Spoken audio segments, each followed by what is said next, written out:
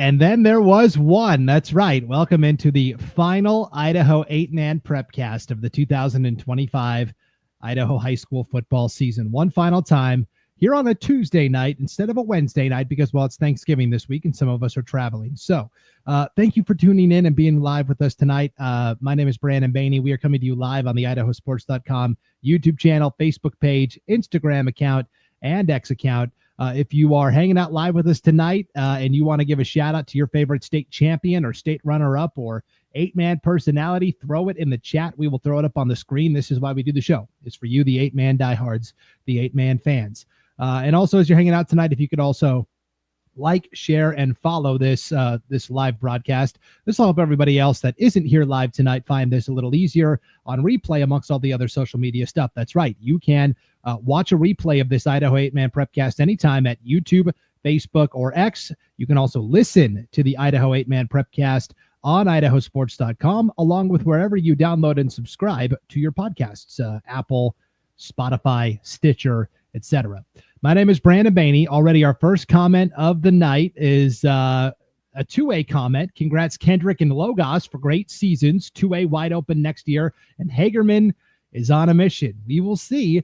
We are going to actually be talking 1A football for the first half hour tonight, and then we'll get into the 2A conversation at the bottom of the hour. So let's, without further ado, bring on our panel of 8-man experts. He's been with us all season long, live from the Panther Den in Carey. It is Coach Lane Kirkland. What's going on, Coach? Yeah, it's been an awesome day outside. Finished getting the Christmas lights up and rewatched the game about an hour ago. So life is good.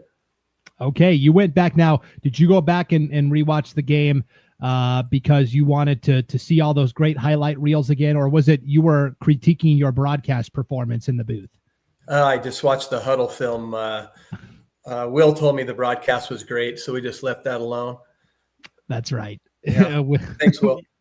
Yeah, speaking of Will, the most trustworthy guy there is in Idaho 8-man football, a guy who's always correct with his championship predictions. It is Will Henneke. Yo, what's going on, Will? I'm just happy to be here. It took me 2 hours to get home, so I'm just thankful to be here with you guys. You know, the first mistake you made was leaving your home. I never leave my home, guys, so I never have to worry about traffic.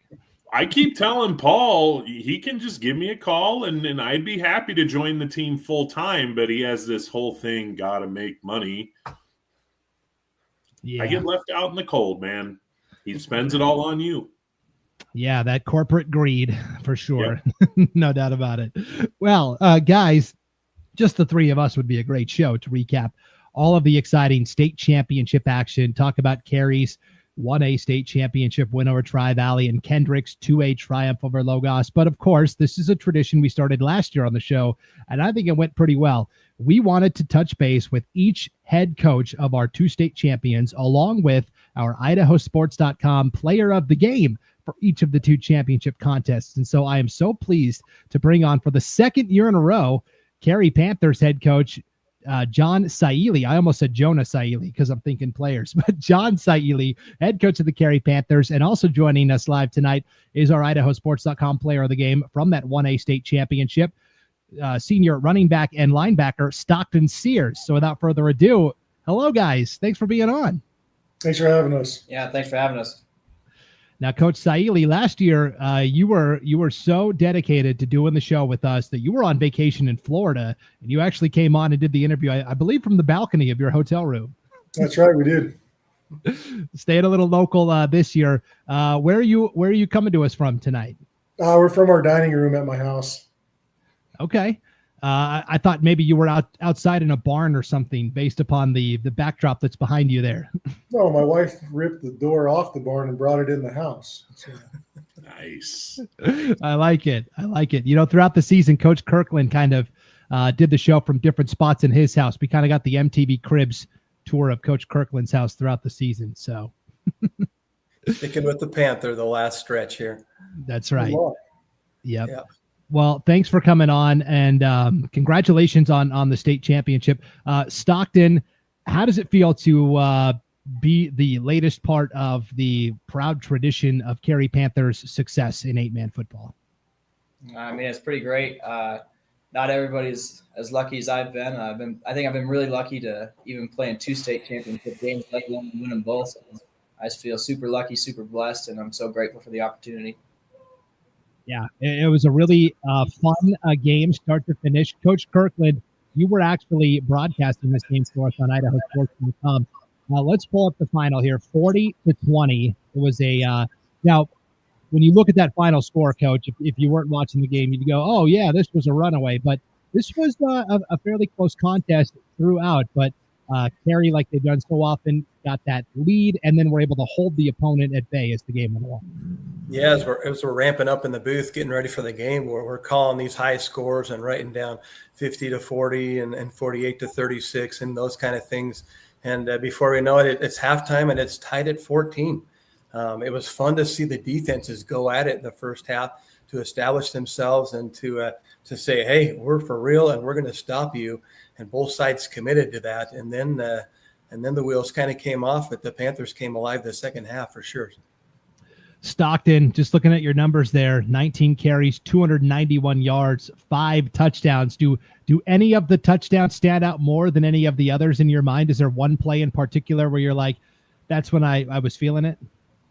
I think after the game, you just hit so many times that they all kind of blur together, and they all just feel the same. You're all tired and winded at the end of every single one of them. So, yeah, no doubt. And running for almost 300 yards, yeah, and playing defense and special teams and all the other things, of course.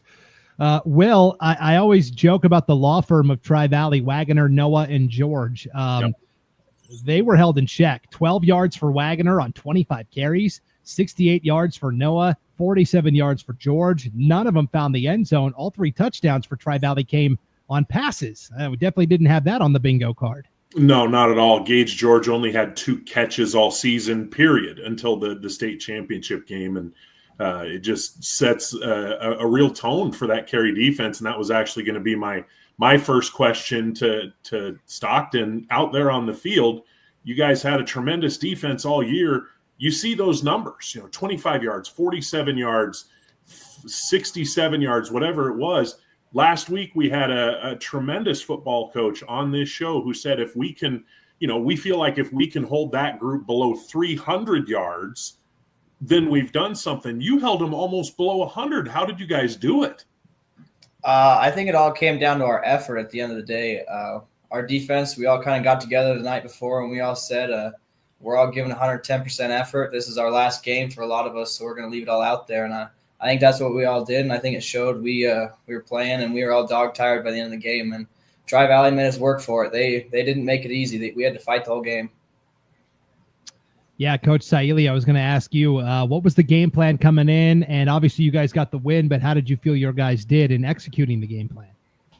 Incredible, because like Stockton said at our team meeting the night before, we talked about we're not expecting the kids to be perfect in anything they're doing, just to give perfect effort.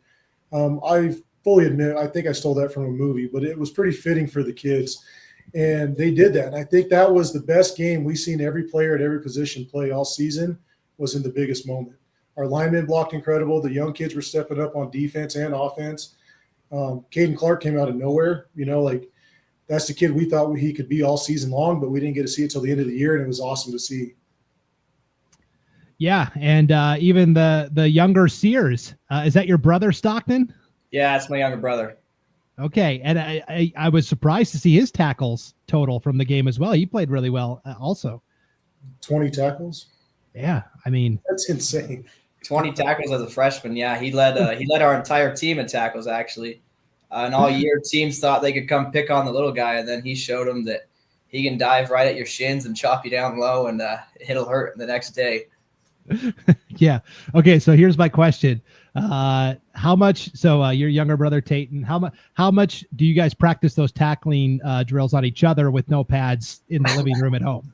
Well, most of the time he gets me from behind when I'm not ready for it. He's got to get me when I'm not ready, or else we'd probably start a fight and my mom would be mad at us. So he's always got to get me when I'm not looking. Yeah. Classic younger brother there for sure. Coach Kirkland, I think this is what makes Carey such a strong program year in, year out is, of course, there's those legacy seniors that come in and perform well, but there's always another wave. This is a program that has really deep roots. I know you've been involved in the middle school program the past couple of years. I mean, it is a top to bottom, really well-run football organization there in Carey. I appreciate that, and thank you. It's really great in our tradition to have so many great players, and Stockton has put his name high up on that board of all-time greats as running back position, having the most yards in a single season. He has that record now by far, for sure. And what really stands out, I'll let Coach Saili talk about what really stands out about him. But I just saw a team come together and the camaraderie come together with a group of guys who all decided that today was the day and no one's going to take it from us. And that's exactly the same way it was 8 seasons ago against Tri-Valley on the same field. A commitment above no other, and follow through to make it happen. Yeah, Coach Saili, what has been most impressive about the young man sitting next to you there, coaching him through the years? It's been his dedication on and off the field. The work that he puts in the off season is kind of one of those unknowns. Nobody else sees about it. And he just goes to work and he does everything he can to improve. And he's one of those guys that's always looking out for the younger kids. He's never been a bad senior. Our group of seniors this year have all been really good at building the younger kids and bringing them along. And Stockton was a big leader in that. And he's just, what do you call him, a performance leader. He just puts his head down and goes to work. And kids follow that. So that's been incredible to watch. You're the kind of guy, Stockton, whenever you have the ball in your hands, everyone just has to hold their breath, whether that's fielding a kickoff, taking a handoff, or maybe you came up with an interception or you picked up a fumble recovery. What is your favorite type of impact play that you've made over the season? Special teams, offense, defense? I think there's nothing like running back a kick. I think kick returns are the best thing you can do ever because that just sets the tone for that next drive on defense too. So I think that gets everybody fired up as a kick return. Yeah, it seems like this year across the 8-man landscape, every week we've been talking about all these crazy special teams touchdowns. Coach Saili, I know John Danke from Court of Christ got you guys once in the quarterfinal round, and then you guys were like, nope, that's not happening again. No, and that's true. Like we had to kick it out of bounds because we weren't sure what to do with them. And we kicked it out of bounds so many times. Coach Clemens would stand over there with his arms up like in a field goal position, telling us where to kick it out of bounds. So he knew what we were up to. Yeah. Will and Coach, whenever you guys have a question, hop in. Coach Saili, I was actually thinking about this in my 2-hour drive home when I knew I had you guys coming up. I played the game back a lot in my head. I obviously had plenty of time sitting in my car, and I was trying to think of like you kind of pin, okay, that's the moment. I had a hard time coming up with one because of the way the game kind of ebbed and flowed, but I think the one I finally settled on is it's 14-6. There's 5 seconds left in the first half. You're on the 5-yard line, and just kind of walk me through it. I mean, the end result was the young man to your side there scored a touchdown. For a second, I wasn't sure that he got it, but just kind of talk me through the process and just how big of a play that was going into halftime, being able to tie it up. Yeah, it was huge. And the kids worked their tails off to tie that game up. And it was a few plays that we hadn't really shown all season. We saved them for big moments, and the big moment presented itself. The one where Stockton actually scored the second touchdown was a variation that we used off of an extra point formation we had early in the year. And I think we showed it in one game just to try it out, and then we just put it in the back of the playbook. And when the play got called, like everybody had nothing but confidence that it was going to work. The blocks were perfect, the run was perfect, and Stockton's effort was perfect. And that was the momentum shift for us because we knew if we could get the game close or tie it up going into halftime, whatever momentum Tri-Valley had was going to be wiped out. And that was the goal. And I think everybody had the same goal in mind, and we executed it awesome. Like the kids performed perfectly. Yeah. Maybe a compliment to you, Stockton. I'll finish what I was alluding to a little earlier. I don't think I've seen a player like you will himself so much on offense and on defense throughout the season. Honestly, I think that it's a GOAT. You're the GOAT on willing yourself. I've seen certain series. How about that, huh? You're the GOAT, baby. I really do. I really think that you're the all-time emotional leader, the go-to guy, just willing yourself to do things. You showed it in the council game to get your team there, and then in this game, nothing was going to stop you. So congratulations on that. Before the game, Paul asked me what the 3 keys to Carey's victory would be, and let me go over those here, and we'll see if we can put some check marks next to them. Number 1, gain possessions. Check. Lots of 4th down stops. Limit Treasure Valley or Tri-Valley big plays. Check. Open the playbook. Check. You got them all. And I was so impressed with how effective you were in executing all those things. So my question for you, Coach, then is how did you get back to this game knowing that last year you lost 11 seniors, and you and I have heard this over and over. There's no way they're going to get back. But how did you do it this year? It was a group effort, and it started all the way back in July when we started going to the 5-on-5 passing camps and things like that. And we knew that it was going to take every single person committing 100% to even have a shot.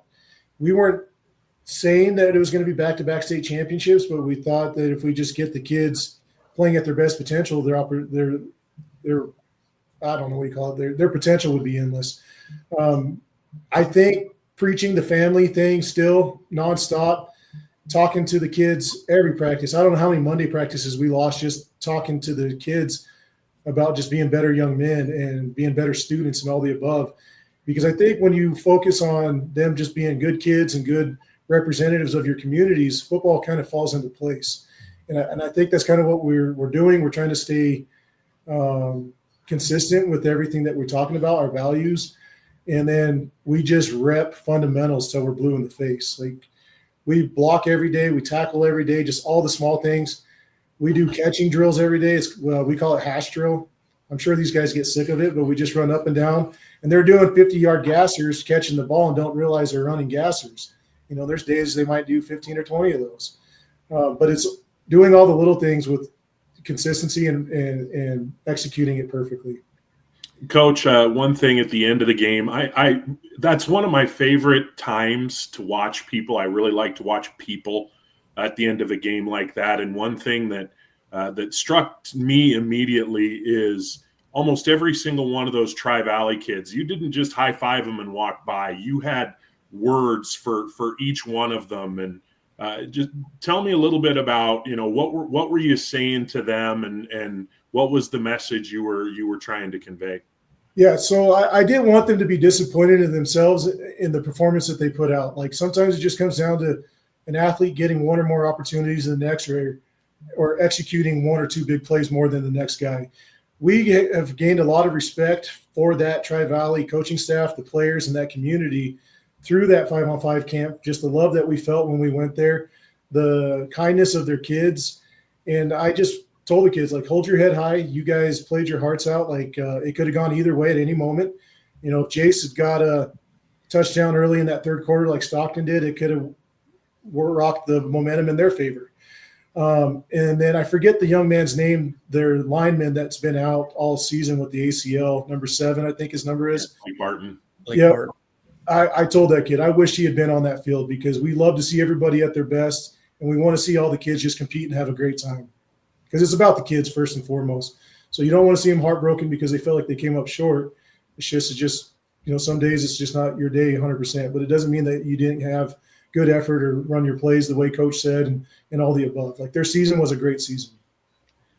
I wanted to ask Stockton, in years past, Carey has typically been a higher seed, a lot of home games throughout the playoffs because of Max Preps this year. You guys had to become the road dogs. You go to Court of Christ. I mean, you go all the way to District 1, I think for the first time maybe in Carey history. You knock off Court of Christ there. You got to go to Council. You slay them there. You go back to the Treasure Valley to take care of Tri-Valley. Did it mean more having to hit the road and knock these guys off on their home turf? Yeah, I think it did. I mean, I wasn't disappointed when I found out we got to go travel all these games. I mean, I had so much fun on the bus getting to travel with my guys, and like to me and for a lot of us, it kind of felt like a collegiate experience in a way. You get to go stay at the hotel, your team meetings at night, you're getting up early, getting breakfast, getting fed, and then you get to go travel with your team again and go get it done on the road. And I mean, that's just a great experience for us. And I think all us boys were up for the challenge. We knew it wasn't going to be easy, but we knew we could do it. Do you have any fun stories from all those long bus rides? We played crazy eights on the back of the bus on our phones until we'd lose service, and then we'd all just kind of yell at each other, telling them to take their turn until they got service again. So those are good times. And I mean, those are just memories that you're going to have forever. So I'm actually super glad that we got to travel. Yeah, for sure. I wanted to ask you too, throughout the season, you played a lot of good teams, Hanson, Richfield, and then you got into the playoffs even. Who was, this is a defensive question, who was the toughest guy for you to tackle this year? Toughest guy to tackle? I'd probably say Owen Hatfield from Council. He was a load to bring down. I missed quite a few tackles on him, and he got the better of me more often than not. And when we played him, he had an amazing game, and he is an amazing athlete. And flip it on offense, who was the toughest guy to beat to the edge? Because you've got some pretty good speed too. Who was the toughest guy that you had to go up against at running back? To beat to the edge, man, I'd have to think about that. Probably Council once again, but I'd say up the middle. I remember one play in Rockland, I got hit pretty hard by their middle linebacker, number 9, and that's just the kind of play that sticks with me for the rest of the season, because it's like, man, I don't want that to happen again. He actually broke my ankle. A good thing that you remember it, Stockton. That way you know you weren't concussed. Well, I just remember how much it hurt. I don't remember much other than that. Oh, man. Yeah, Rockland. That was a fun game. That was a game we did on IdahoSports.com. Really fun battle. Number 9, Ty Woodworth, middle linebacker for Rockland, for sure. He was a problem for our offense, for sure. We had to make sure that we were getting him blocked every play, or our running backs weren't going too far. Yeah.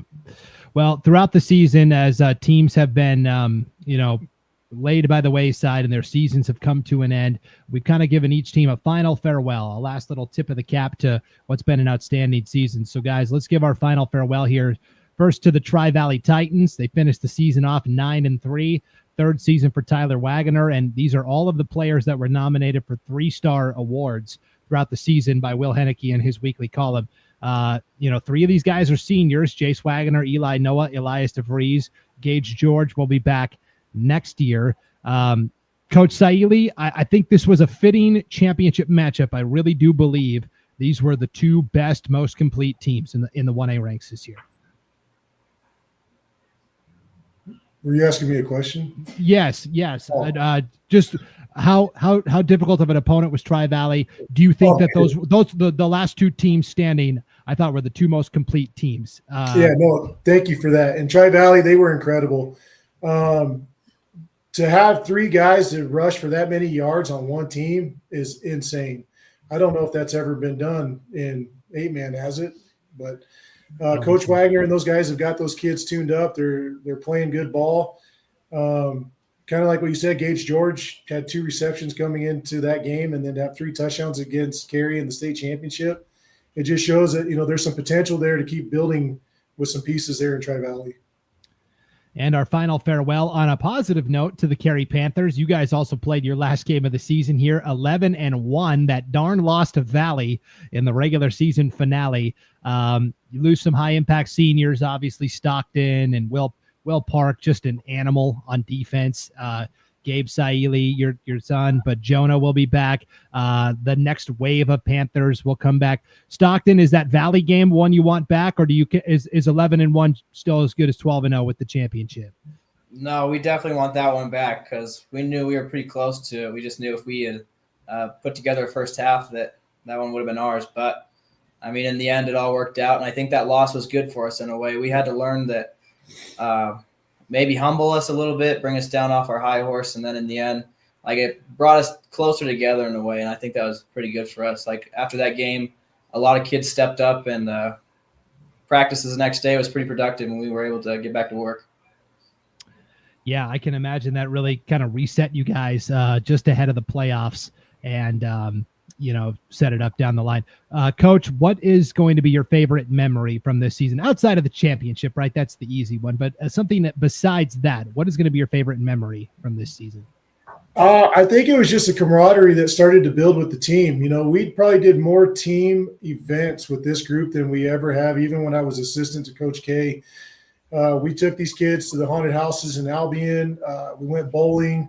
We had Sunday pizza parties to watch football. And we just tried to do as much as we could as a family.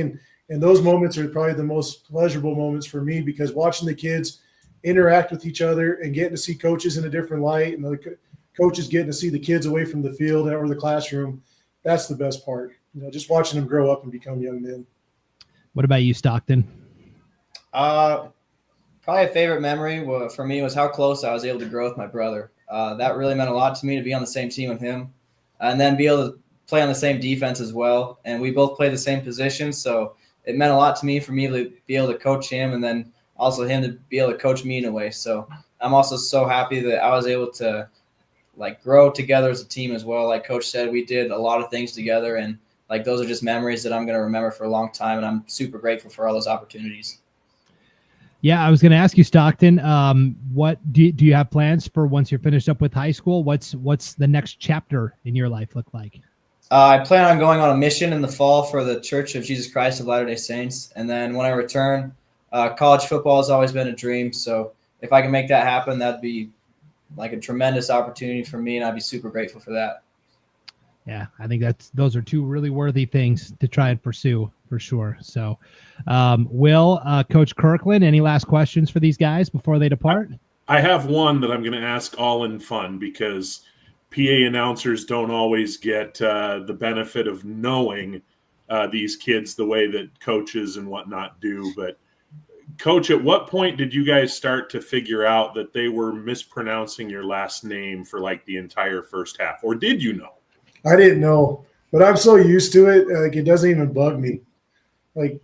Growing up, I was always called Sally. Sally was my nickname growing up because nobody could pronounce my last name. It was Saili. This one was either Gabe or Jonah Saili every time. And I just kind of winced a little bit every time, because I obviously know he wasn't doing it on purpose. But I also know sometimes people hear that, and whether it fires them up or becomes just kind of a running joke, I mean, who knows? I think it's more of a running joke. It doesn't offend me at all, because I know it's not intentional, and it's not a common name, so it's not easy to pronounce. I think there's a couple of marks that are supposed to be over the A that we have chosen to leave off when I spell my name now. Because it's supposed to be Saili is the proper way to say it. But okay, we've all been saying it wrong at some point. Then I feel good about that. I say Saili now. So yeah, couple of 1A Oh, go ahead, Coach. Yeah, maybe just a final thought. I've been working for Idaho Sports here in the Prepcast and calling a few games. And as a Carey Panther, I'm proud to be able to do that. But and a member of the Idaho sports team, it's an honor as well. But it's really fun and rewarding to see the program that we left behind continue to excel. The kids that we left behind excel. When Stockton was in 8th grade, Coach Saili was helping me a little bit with the junior high. And we were still coaching together, and he's like, "Why don't you just direct snap it to him, and he'll just make something happen? He's so hungry." And that's the way it is. And you all saw it, a great performance. So it's just really thrilling and satisfying to see that continue. And so proud of these Carey Panthers. Yeah, really fun season for sure. A couple of residual comments in the chat here. I believe this is a Council fan, Brian Yoakum. I want to thank all of you for the coverage this year. Great job. And then here's some breaking news, guys, about Tri-Valley. JT Clinton says, unfortunately, my brother Gage George will be graduating early this year. I mean, good for Gage, bad for Tri-Valley. Congrats, Carey, on a great season and back-to-back championships, and go Tri-Valley. So there you go. A little breaking news on the show, Will. Yeah, it's I understand what he's going for by saying unfortunately, because he'll end without getting the quote unquote true senior year. But man, you go and you graduate high school early, you're doing some business. I mean, that's nothing to hang your head about either. No doubt about that.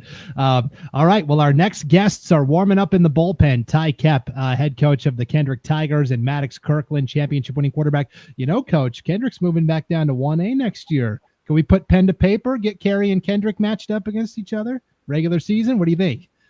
We'd love to, but I know our district won't pay for a home game with those guys, so it'd be a pretty expensive non-conference game for us. Kendrick played how many games in Homedale this year, Will? Like 3. Yeah. Yeah. Just meet him in the middle. Okay. I'm excited for them to come back down, though. Yeah, I think that's going to be a really fun race next year for sure. Yeah, it'll be fun. Yep. All right, Coach Saili, Stockton Sears, congratulations on the state championship. And thank you so much for hopping on and talking to us, too. We appreciate it. Yeah, thanks for having us. Thank you guys for everything you do. Yes. Of course. We'll see you guys later. See ya. Yep. Bye. All right, guys, we will take a quick break and come back and recap the 2A state championship game. It's our championship edition of the Idaho 8-Man Prepcast, and it's coming back right after this on IdahoSports.com. Once again, we have contributed to your ideal college savings program. Love, Grandma and Grandpa. Ideal. Eventually, they'll appreciate it. Awesome. Thank you. I love it. College costs money. All right, welcome back to the Idaho 8-Man Prepcast live on the IdahoSports.com YouTube channel, Facebook page, X account, and Instagram account, recapping all of the state championship action from this past weekend across the 8-man landscape. One final time here on IdahoSports.com's Idaho 8-Man Prepcast. It's brought to you by Ideal, Idaho's college savings program. We talked about the 1A championship. Again, congratulations to the Carey Panthers, and big thanks to Coach John Saili and senior running back linebacker Stockton Sears for joining us. And now, without further ado, pleased to bring in our 2A state champion Kendrick Tigers first-year head coach Ty Koepp and our IdahoSports.com player of the game from that 2A state championship game, quarterback Maddox Kirkland. Welcome to the show, fellas. Appreciate it. How's it going? Good to see you. I think Coach Zane Hobart and Raleigh Rotsensender did the interview last year from the same exact spot at the school you guys are at. Yep. We're in the library. Got the big paw behind us. Had the good background. Looks good. I like it. You got it going on, man. You should have done it with a ceiling fan behind you like I did. Well, we got one over here, but that's out of the camera. Dang it. Yeah. Maddox, thanks for hopping on the show. Has it set in yet that you guys just won your, 5th consecutive state championship at Kendrick High School? I mean, yeah, it's a great feeling, but I'm just looking forward to the next one next year. I thought you were saying I'm looking forward to the next one in basketball season because you guys did do it all in hoops last year too. How's the basketball team looking so far? One practice in. I think we're doing pretty good. We returned pretty much everybody, and we also gained back Nathan Twite. So I think we'll be pretty good this year. Yeah, how big of a difference was that? Because you didn't have Nate at all last year. He was out for the entire season with an injury, not just football, but basketball as well. How much did that change the offense this year for you guys? He was probably he was one of our top receivers. He's our go-to guy. He's always there when we need a stop on defense or a score on offense. Yeah, and Nate too. He's just a great leader. He always pushes everyone, works really hard. He holds everyone accountable as well. But phenomenal athlete, phenomenal kid as well. Yeah. Ty, this has been so fun to chart you personally throughout the season, just because we were so used to watching you as a player. I got to know you so well as a broadcaster last year. Honestly, I thought, I was going to call you this summer and go, hey, how would you like to be on the 8-Man Prepcast every week? Kind of bringing that former player's perspective. And then all of a sudden you get the coaching job. And so I just wanted to say congratulations again. I mean, what you did at your age, is just remarkable. Thanks. I appreciate it. I wouldn't be able to do that with these guys. Everyone else around me, I got pretty lucky with the team that I got to coach this year, I think. Yeah. Maddox, what was your first reaction when you heard that basically the guy I was the understudy for is now the guy that's coaching me? I was a little nervous actually at the start because he was a great quarterback, coming out from under him. But in the end, it was great. I loved having him as a coach, and it was fun. Coach or Will, you guys can hop in whenever you want to, too. I don't want to. Well, I got a question for Maddox. We've seen the stats, and obviously they were phenomenal. But how in the world did you figure out, okay, I got Clemenhagen, I've got Twite, I've got Silflo, I've got Stewart, and I can just keep going down the line. When it came to play calling and designing of plays, how much were those guys saying, hey, get me the ball, I'm open, and how did you decide where you were going to go with it? Half the time Ty would call plays for one person, made that a lot easier for me. Then, even after that, even in the huddle, I'd always hear from at least one of them asking for the ball the next play. Yeah, because you tell me, I got to see you guys a lot down the stretch here. There were times where all three receivers in the pattern were open by a fairly significant amount, and no matter who you were throwing it to, they probably were going to be in the end zone for 6. Yeah. Yeah, for sure. Hey, Coach Koepp, congratulations, first of all, on a great first season. And it's just fun to watch and to see you dominate all season long. So coaching's a journey. You're in your first year. What are a couple of things that maybe were a little bit on the learning curve the first half of the season that you improved on as the end got near? I think going from the beginning, that first bye week was rough for us. Me as a coach, I don't think I was really ready for it. It was kind of hard. I had practices a lot longer than they should have been. Kids kind of got unmotivated.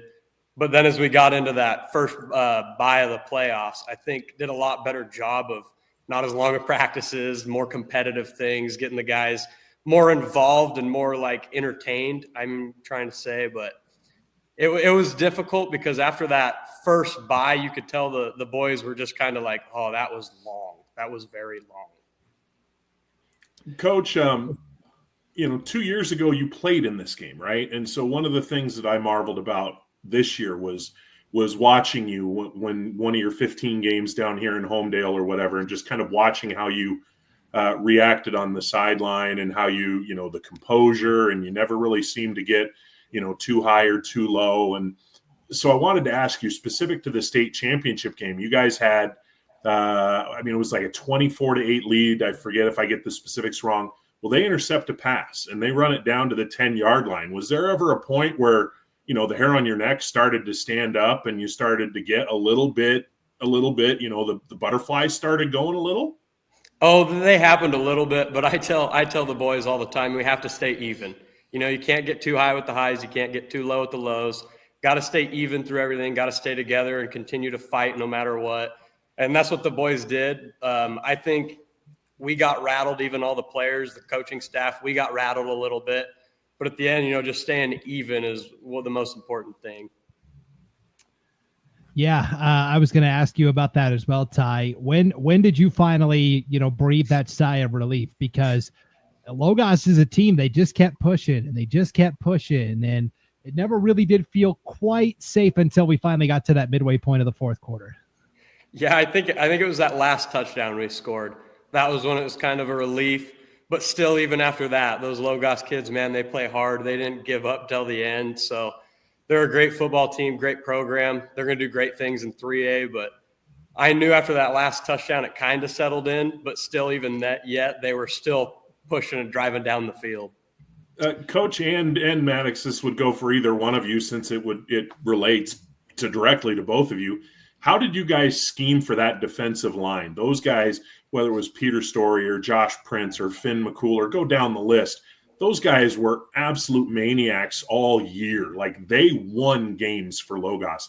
How did you scheme for them, and how did you try to mitigate just how good of a defensive line that was? I think part of the time we were just trying to get the ball out quicker. Threw a lot of 5-yard curls, getting the ball out quick to athletes, to where that D-line's not going to be able to make a play on the quarterback on Maddox just because we get the ball out so quick. And then lots of outside run and some screen passes because, they flow. They come hard. So setting up some stuff, have some runs, and then screen passes. That was kind of the plan going into the week against Logos. Maddox, this is a question for you. Yeah, let's take a look. What 3 guys do you attribute to your success to most this season? It'd be Nate Kimberly, Travis Hicks, and Colt Koepp, my 3 linemen probably. Always giving me time in the pocket to get out to our athletes. Have you had media coaching, Maddox? Nobody is going to buy him each a F-150, right? Good answer. I like it. You always give praise to your line. That'll take you a long way. That's the mark of a great quarterback.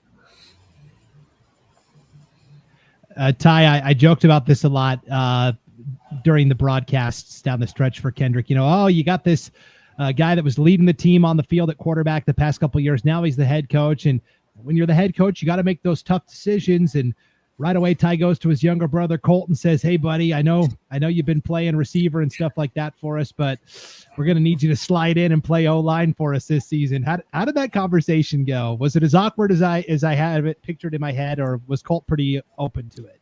It actually wasn't bad at all. He kind of knew with Rowley, Cade, and Nathan, and he kind of made the joke. He goes, "I can't catch a football very well." He goes, "I should probably be on the line anyway." So, and I kind of tease him about it all the time but no, he actually went about it pretty good. And I think he was really excited, especially on the defensive side.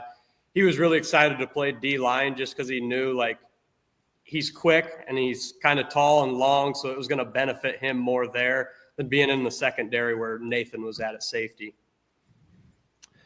Yeah, and then on the defensive side, I mean, just what your brother did this year. What did he finish with, 25 sacks, 26? I think it was 27 and a half. I mean, I know you guys don't keep records very well there at Kendrick, but that's got to be a school record, right? Maybe. I have no clue. Nathan Kimberling, though, he finished the season with 19 sacks as well. So, and second on the team. That's crazy. Yeah. That's just crazy. That's a lot of getting after it. Your defense was phenomenal this year. I really enjoyed your aggression, your speed, and wow, it was just a lot of fun to see you guys in action for sure. Yeah. Well, let's take a look at the final line from the game here. 54-26 was the final. Kendrick completes the 12-0 season. Maddox, 306 yards, 4 touchdowns. You got pretty good at the end of the season. The little quarterback sneaks at the goal line. You kind of became a touchdown vulture there the last couple of games. 2 carries, 5 yards, and the touchdown as well. Is there one play that stands out in your head from that championship game? I'd say probably the play where I kept the ball is probably my only time actually reading the defense and keeping the ball instead of handing it off, and I able to score a touchdown on it. Coach, was it the correct read? It was the correct read. The defensive end, he dove down hard with Orion Stewart, and Maddox pulled it right before half. Yeah. We could only fit, 3 guys on the screen. Tanner Clemenhagen ran for 122 yards and a touchdown. Nathan Twite caught 2 touchdowns, 108 yards as well. I know Cade Silflo played extremely well. Riley Rhodes at center. Really all the skill guys balled out. Maddox, not that there was ever a game that was really on the line. You guys did a pretty good job, controlling and pulling away as the season went along. But let's say the game was on the line. Which receiver are you looking towards? Because you got 3 really good ones, but who you going to in the absolute gotta get it situation? I really couldn't pick one. All 3 of them are great athletes, and any of them can make a play at any given moment. Now, see, the right answer is I pull it down and I run with it. That's the same question Brandon asked Preston Wood last year with the same answer. Yep. Couldn't pick anybody, but just spread it all around to everybody. So something I was thinking about as I was recapping the weekend. Last year, I remember when it was Coach Hobart and Rowley, we talked to Rowley a little bit, with Sawyer Hewitt and going down the list of all the guys that we're going to be leaving. How are you guys going to fill all those holes? So Maddox, I'll pose it to you. You still got a few dudes coming back next year, don't you? Yeah, we still got Orion Stewart, Nathan Kimberling, and we got a lot of sophomores coming up, going to be juniors like my brother, Jerry, Blake. We got a lot of athletes. Where are they all coming from? Because, I'm in Parma. We've won 3 football games in like 6 years. How do you keep finding just these bushel loads of them in Kendrick? I don't know. Coach Koepp, what's the secret to keeping Kendrick rolling besides great players? Great community and great families. The families just keep coming, and they're great people that have been here for probably 50, 40 years, something like that. But it's the culture in the whole community, not just the program and the team. We've got everyone's support behind us. There's very rarely a person in Kendrick who's not at a football game on Friday night. If I'm not the whole town's just shut down. They love coming out and supporting the boys, and we love the support. Right. How big does just the role of tradition play before the game even starts when you step on the field? Ooh, very big. There's lots of tradition, lots of little things that we've done for lots of years. There's a chant we do every Thursday night before the Friday night football game. The boys do, and it was a football player started in 1991 after we won our first state title. Nice, good tradition. Yep. Yeah, you guys, I kind of heard stories from Tim Silflo on the broadcasts throughout the postseason. And by the way, you guys are getting some comments here. Let me throw them up on the screen real quick. Hayden Eulencott, before Ty did the 8-man Prepcast, he went on the North Idaho Prepcast on IdahoSports.com. Hayden wants to know, Ty, are your lights going to stay on this time? If not, we're going to see another video from Robin Koepp. That's your dad, who has a lot of fun with you and Colt. That's for sure. Oh boy. Tim says that's not Coach Koepp. I want to see the coach from the video last week. Congrats, Ty, and all the players as well. Here is a coach that you're going to be going up against next year, Monty Madrell from Lewis County. Looks like Vegas was correct at Kendrick plus 28. Congrats, Tigers. Also there. And here's Wendy Clemenhagen. Tigers also state champions for academics. Also, congrats, Tigers. Let's talk about the academic part first, because Maddox, I know you excel in the classroom. All of your teammates do as well. How important is that for you guys to get it done in the classroom first and then on the field? Classroom always comes first with our team. My dad, he's the principal. He's always making sure I keep my grades up, being eligible for football, basketball, baseball, any of the sports. Yeah, your dad is your basketball coach. He's the principal. Is he the superintendent also? Yeah. So you definitely don't want dad on your bad side. Yeah, that's not a good one. You ever been in his office for bad behavior, son? A couple times. Okay. Oh boy. So Ty, I was going to ask you, what was your favorite moment from this season? I mean, the championship obviously is its own thing, but like outside of that, what was there a favorite moment, favorite memory for you? From a coaching perspective, it was just 100% the championship. From a brother's perspective, though, when Colt got his first touchdown against Lapway, I kind of went away from coaching, and I was the brother. I was sprinting up the sideline, cheering for him. I was pretty excited when it came to that, when he got his first one. And then next play on offense, we threw a pass to him, and he was the guard. So that was pretty cool too. Yeah, I was going to ask you, when you gave your post-game speech, because they make every coach give a speech when the game is over, you delivered it like a pro. How much time did you spend rehearsing what you were going to say? Oh, maybe a couple times in the mirror, in the pickup, on the way to practice, a couple days. That's it. And Will appreciate this because he's been to a lot of championships and different events over the years. A lot of coaches, when they're win their first championship, they forget to thank Derry West. Like, that's the number one thing you got to do right away. And Ty remembered it, got it out there like a true pro. So right away, I just want to thank Derry West, the Idaho Dairyman. You nailed it. Perfect. The Dairyman or their wife? Those are the two that inevitably the coach will be like, damn it, I'm going to hear about that one when I get home.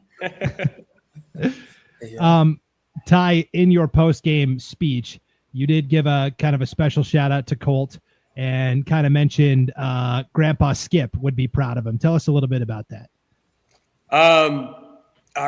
Me and Colt's Grandpa Skip, one of our biggest supporters since we were in third grade. My mom's recorded all of our football games, all of mine, all of Colt's, all of our sporting events, and always brought him up there to watch. He lives right up by my parents. The week we were getting ready to play Lapway, he passed away that week. So that night, Colt and I kind of were sitting down just talking because our grandpa loved our sports, and we kind of just told each other, man, we got to win this for Grandpa. Got to win this for Grandpa. He always bought our championship rings. So the day before he passed away, he got quite a bit of money out of the bank and set it on his table. And I think that was for Colts championship ring. Wow. That's cool. And I'm sorry for your loss also, Ty. Thank you. Yeah, that's pretty special. Pretty remarkable. So, question for you, Coach, about your season. You know, you beat a lot of teams. You knew that you were going to beat teams as the weeks approached. What did you do to keep your team focused and improving each week, knowing that this last one was going to arrive on week 12? Mm-hmm. I think the main thing was prepping every week the best possibility, no matter who we were going to play, treating it like, okay, we're 0-0 this week. We want to go win this football game, this game only, then we'll worry about next week. But also keeping things competitive. Lots of scrimmages, lots of things to where we're mixing to where Maddox is playing with some freshmen and Nathan Dwight was mixed with some sophomores and other freshmen, keeping things competitive while getting other kids experience and getting to play with the varsity team. Coach, you guys have won 5 in a row now. I mean, just help me wrap my head around that. 5 consecutive state championships. I just mentioned Parma's won 3 football games in 5 years, in that span of time. How, just can you put this in any kind of a perspective, just how impressive of a run this program has been on? I think it's all the boys' hard work. When I was playing, we just made a goal. We're going to outwork everyone, hit the weight room during the summer. These guys have continued to do it as well. And I think the thing is with these guys succeeding, all the younger kids see it and they want to continue it. So they start working hard. They start learning the things that we do in the high school program. We do some of the youth programs. They run a lot of the stuff that the high school team does. So is the junior high program. So when they get to freshmen and sophomores, they already know a lot of it. So that's my main thing, but just the culture and how everyone loves the community. Ty, how come you couldn't win it your freshman year? Could have been 6 in a row if you had just won that one. Well, there was this team from down south, the Carey Panthers, with Hunter Smith and Connor Simpson, who got in our way 40-14. I remember that game. Trust me, I remember it. I hear you remember all of them. That's what I've been told, is I could ask third quarter against Lewis County your freshman year, and you could tell me what happened. I don't know about the third quarter, but yeah, back in the 80s. Back in the 80s, yeah. Maddox, let me ask you, as a quarterback, who was the toughest DB for you to compete against this year when you're trying to complete a pass? I'd probably say Baxter Covington from Logos. In the championship game, we were trying to throw away from him the whole time. I don't know if we threw a single pass to his side the whole game. And he still got an interception. Yeah. Yep. Yep, for sure. Same question, but pass rush. Who was the most difficult? Like when you saw somebody headed your way on the pass rush, who was the one guy where you were like, "Uh-oh, I better get this out, or it's going to be a bad situation"? Peter Story, Logos again. He's a great athlete, great player. Yeah, for sure. Coach Koepp, what do you think about Logos moving up to 11-man football? I think they're going to do a fantastic job up there. They got about 60-something kids on their football team.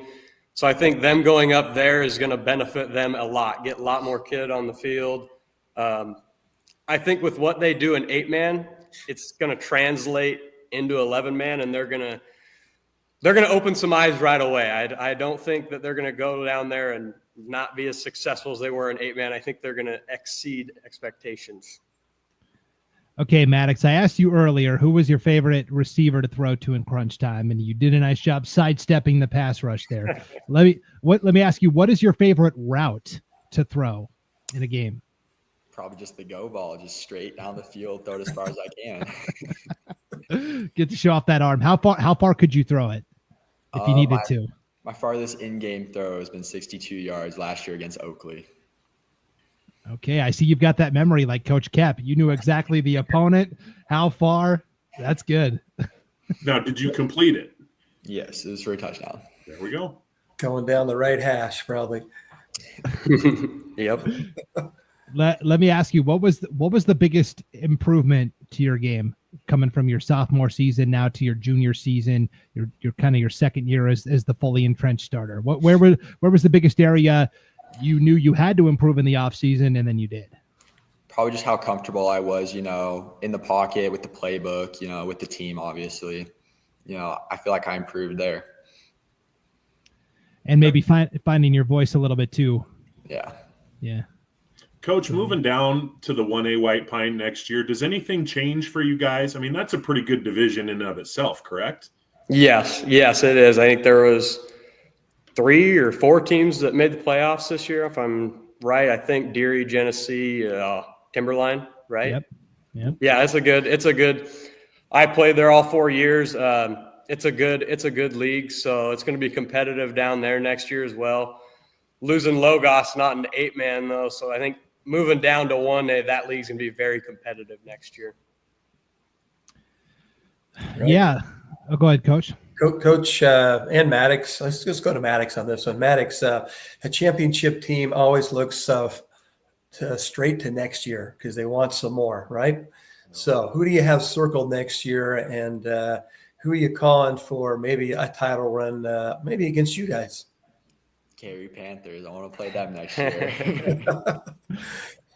Coach Koepp, I'm sure you heard in the background, we did ask Coach Saili from Carey if he would play you guys, and he said we probably wouldn't be able to do the home and home. So you think you could meet him in a neutral site somewhere?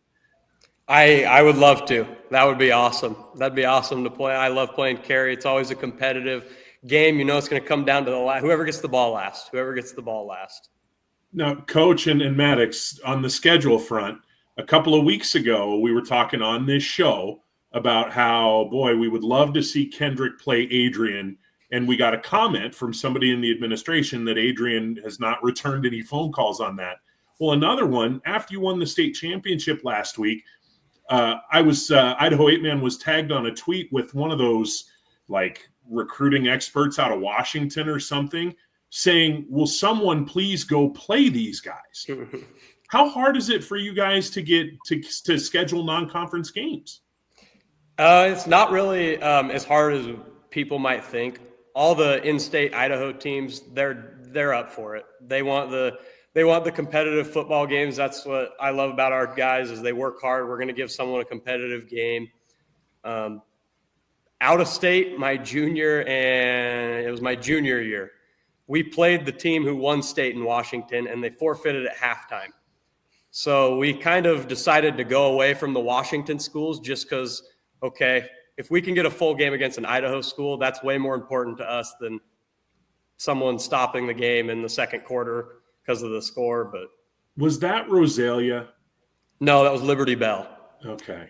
We played Rosalia two other Washington teams that year too. Was Rosalia one of them? Yes, they were. Okay. I'm an Oakdale kid, if you guys know that area at all. So anytime you have a chance to just piss pound Rosalia Tico, please do. Please do.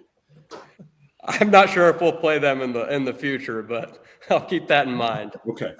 Speaking of memories, for some reason, Ty, you tell me if I'm wrong, but I think it was that Liberty Bell game. I think Tanner Clemenhagen laid the smackdown on somebody, and they were like, "Oh, we're done. We're not going to play anymore." That was his older brother, Lane. Oh, that was Lane. Okay, he's an assistant now for us. So yeah, that was his older brother. Okay, I knew it was one of the Clemenhagens that just laid the smackdown, and they were like, "Nope, no more. We're done." So yeah. All right, guys. Well, let's take a look. We've been doing this throughout the season as teams have had their seasons come to an end. It's our final farewell. We kind of give one last tip of the cap to the teams that are all finished up, and everybody is finished up now because the championships are over. So here is our final farewell, guys, for the Logos Knights. They finished the season off 10-3. Nick Holloway just finishes his 5th season as the head coach.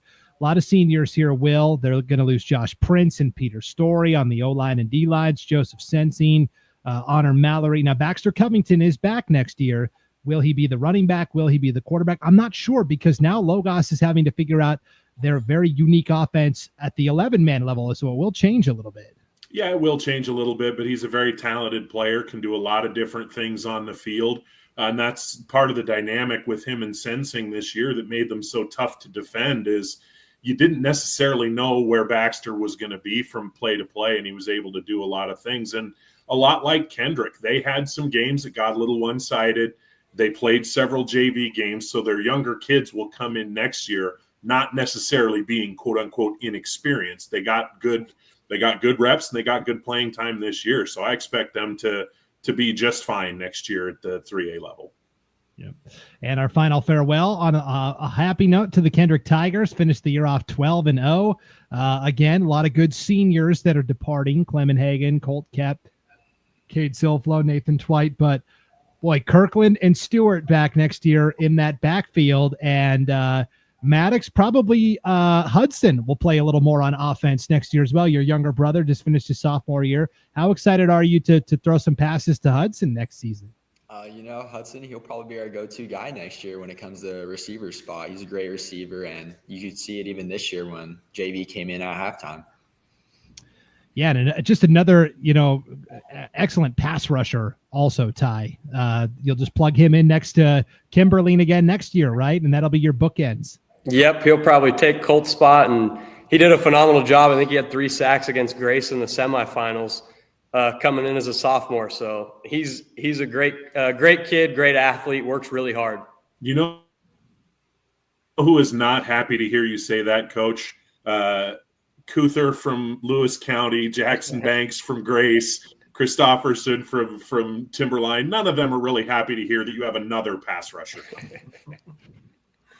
Yeah, I guess. Yeah. What do you say, right? Yeah. Yeah. Maddox, I was going to ask you, typically as a high schooler, they all the school counselors say the junior year is the important one. That's where you start, figuring out schools you'd like to go to, maybe try and figure out what you would like to pursue. Where are you at in your college process in your junior season? I visited a couple schools. Montana Tech would do a camp down there for football. I've done a couple football visits with Montana Tech, College of Idaho. Okay, college, and you are football, basketball. What are you thinking you want to do? Probably football. Oh, Dad's not going to like that. Okay, well, that's good. Ty, I was going to ask this too. I forgot earlier. I heard from Tim Silflo that you had a lot of different motivational speakers come in throughout the run in the playoffs.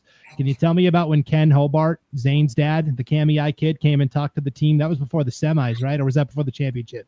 That was before the championship. Okay. Day before the championship game. We always do a carb feed on the night before the games. It's always at the Andy Twite shop, Nathan's dad. So they host it. They're always very welcoming. And kind of the dads got this together. And then they asked me, okay, is it okay if Kenny comes in? And I was like, 100%. He coached the last 2 years. He loves this community. He loves all the kids. So it was very special that he came in and he gave a great speech. It was a very long, great speech talking about all the history of Kendrick, history of Zane and him coaching, told some stories, kind of made some of the kids laugh, but just kind of, I think that loosened up the team. There was a lot of nerves throughout the week going into the game. And I think Kenny coming in and talking it just relieved everyone a little bit. And no, it's just 8-man football in Idaho. It's not the end of the world, whatever the outcome is, but kind of just made the guys mellow out a little bit. Yeah. And then I was going to ask you with Zane Hobart, coaching at Lewiston now, how much did you talk to him throughout the season? I saw him down on the field after the championship game was over. Yeah, he's very supportive of this whole program, this team. We all knew he had an opportunity to go to Lewiston, very supportive of it. He probably called me every Saturday morning just to talk football, talk about our game, talk about Lewiston's game, talk about what the plan was going into the next week. He's just a phenomenal guy. I love Hobart to death. He taught me a lot of almost everything I know with football, was very big role model for me. So for him to still be involved was very important to me, and I think the players too. To see his support in those last 2 playoff games was huge. Now I have a theory. You tell me if I'm just way out of left field on this, but when we did that big triple header, 8-man triple header in the quarterfinal round of the playoffs, you guys had to play at Bengal Field, the old facility at Lewiston High, not the new P1 FCU Center. I think Coach Hobart was like, you know what, Ty, you got to earn it. You want to come play on the nice turf, you got to win a championship first, and then maybe we'll see. Yeah, I don't know. I don't think he had much say in it, but I think if he did, we would have got to play on that nice field. Yeah, for sure. Coach Kirkland or Will, you guys have any other questions before we wrap up here? No, just gentlemen, very impressive season. It's going to be hard to duplicate what you guys have done over the last few years, no matter what. Yeah, compliments to you guys. You got a great program going on, and it'll be fun to see you down on the 1A. Thank you. We appreciate it. Of course. Hey, Maddox, we're working on our basketball previews for IdahoSports.com. I know you guys will be very good in the White Pine again. Can you give me a quick assessment of the league? Who else is going to be good? Same teams as always. I'd say probably Kamei, Logos would be top competitors against us. Prairie's always good. Potlatch. Yeah, Potlatch will be good. Are there any more levels still playing for Potlatch? Are they all gone? Yeah, it was Chase Level. Chase Level's a senior. Gosh, okay. Right. Sounds good. Looking forward to watching you guys compete in basketball and, of course, next year in football as well. Ty and Maddox both, thank you for joining us here on the Idaho 8-Man Prepcast. We appreciate it. Yep, thank you, guys. We appreciate everything you guys do. Thank you so much. Of course. All right, guys, take care. Have a good one. Thank you. See you later. Yep, bye. All right, guys, there you go. The championship show. It's always nice to bring on our state champions and kind of hear some of their stories throughout the season. Coach, what's the biggest takeaway you're going to take with you tonight after hearing from both of those championship teams? Great kids, really good leaders in Maddox Kirkland and Stockton Sears. The future is bright for those guys, for those programs, for anyone that they involve around them and with their families and their friends. It's really promising and kind of cool to hear their stories and just to feel of their love for the game and respect for the game. Will? I wouldn't be surprised if we're talking to one of them again next year. We can't talk to both of them because they'll both be 1A, but would not be the least bit surprised if those two teams played somewhere along the line in November. Yeah, 1A football is going to be crazy next year. 2A is going to be a little bit of a mystery. I don't know. 2A is going to be interesting to gauge how that's going to go, but it'll be we'll have all off season to talk about that, guys. Yes. No doubt about it. So, Will, as always, thank you for coming on every week and doing the Idaho 8-Man Prepcast. I know your schedule got a little more hectic this fall. Your daughter started doing more extracurricular activities and fun stuff like that. But we always appreciate the effort and the time you put into not just the Prepcast, but everything you do for 8-Man football, going out and getting great photos of these kids, promoting the sport, promoting these athletes. I mean, if you weren't doing what you did, the coverage of 8-Man football would lag significantly. Oh, thank you. I appreciate that. My daughter enjoys the hell out of it, like going to games. She was on the sideline with me on Saturday. We were on the Carey sideline, and one of the things she marveled at was how Stockton Sears wasn't that much bigger than she was. She's about 5 foot and about 100 pounds. And she's like, he's not that much bigger than me. And I'm like, see, you can do it too. So, getting to go to places like, Nez Perce, Hagerman, Fairfield, to go to a Camas County game a couple years ago. That's kind of a cool father-daughter thing that we get to do together. And we have a lot of fun with it. How many 8-Man places have you been to? What's on your bucket list? Oh man, I have wanted, and I should have talked to Coach Koepp about this when we had him on the air. What I would love to do is, I don't get to go to as many games up north just because of where I live down here in Canyon County outside of Caldwell. I would love it to have a Thursday, a Friday, and a Saturday game up north, District 1, District 2, and just hit all those. And I still got to get to a Carey game at some point, Coach. I've seen you play road games. I've never been to a game at Carey, so that's another one. Yeah, we'll have to trade sites, trade locations. I'll stay at your house, you stay at my house. Let's go. No, I can do that. Catch a game. Yeah, your den is cooler than my ceiling fan. I don't know. For sure. Turn it on. You'll cool down. Oh, if I turn it on, the whole house might explode. Yeah. Coach Kirkland, as always, thank you for coming on each week as well. Still got perfect attendance this season. You missed one. I think you missed one show in the 3 years you've been doing this. You really have raised the credibility factor of the show. You know, when it was just Will and I and occasionally Kingsbury, they were like, yeah, these guys are okay. They kind of know what they're talking about. Just say it like it was, Brandon. It was a clown show. Bringing on somebody with your expertise and your pedigree, and you have really applied yourself to study and know the teams from all over, the teams from North Idaho, the teams from the East. And so I'm not surprised. I mean, you're putting in the same work and effort that you did when you were coaching the varsity team. So your hard work is also very much appreciated. Well, I appreciate that. And it's always fun to be able to get on this with you guys, Brandon and Will, and to be able to talk the game and to reach out to coaches through text messages or phone calls. Really enjoy that. Also a lot of fun to call with Paul and Savan and Clay this season. Just a great experience to get out there and to be a part of it a little bit more. It touches my heart and just a lot of fun. Keeps me alive, and football is a great thing. Yeah, no doubt about it. Well, thank you to all the fans that have tuned in throughout the season on the Idaho 8-Man Prepcast for one final time.